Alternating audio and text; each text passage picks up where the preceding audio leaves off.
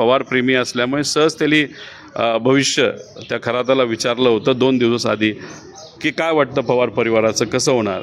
तेव्हा खराताली त्याला सांगितलं जे मला कळालेलं आहे की पवारांमध्ये काही दिवसातच फार वाईट घटना त्या ठिकाणी घडणार आहे. दादांच्या घातपाताच्या पाठीमागे ना त्या ॲक्सिडेंटच्या पाठीमागे खरातच्या पूजाच्या मागे असणारं हेतू या सगळ्या गोष्टीचं कुठे समीकरण बसवलं बाहेर.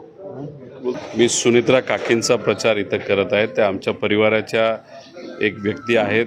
या राज्याच्या उपमुख्यमंत्री असल्या तरी त्या माझ्या काकी आहेत आणि दादांच्या प्रती असणारा आदर आणि प्रेम हे आमच्या मनामध्ये त्या ठिकाणी असल्यामुळे दादांकडे बघून आम्ही काकींचा त्या ठिकाणी प्रचार करत आहेत. पण लोकांनी इथं ठरवलेलं आहे निवडणूक ही नक्कीच काकींच्या बाजूला त्या ठिकाणी जाणार आहे. फक्त लीड देत असताना प्रत्येक मत हे दादांना आदरांजली श्रद्धांजली असल्यामुळे या बारामती मतदारसंघामध्ये मतदान खूप मोठ्या प्रमाणात होणार आहे आणि झालेल्या मतदानापैकी 98 ते 99% मतदान हे नक्कीच सुनित्रा काकींना त्या ठिकाणी होईल. त्यामुळे आजपर्यंत या देशामध्ये ज्या काही आमदारकी झाल्या असतील त्याच्यामध्ये सगळ्यात जास्त लीड ही सुनित्रा काकींना त्या ठिकाणी मिळेल असं लोकांशी संवाद साधल्यानंतर आम्हा सगळ्यांना त्या ठिकाणी वाटतं.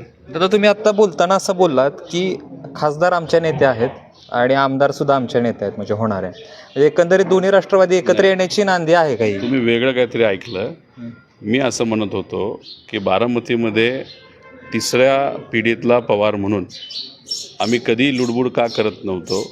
म्हणजे इथं असणाऱ्या अधिकाऱ्यांशी आदेश आम्ही त्या ठिकाणी देत नव्हतो. त्याचं प्रमुख कारण इथं आत्या म्हणजे सुप्रियाताई या खासदार आहेत आणि अजितदादा हयातीत असताना दादा हे आमदार होते.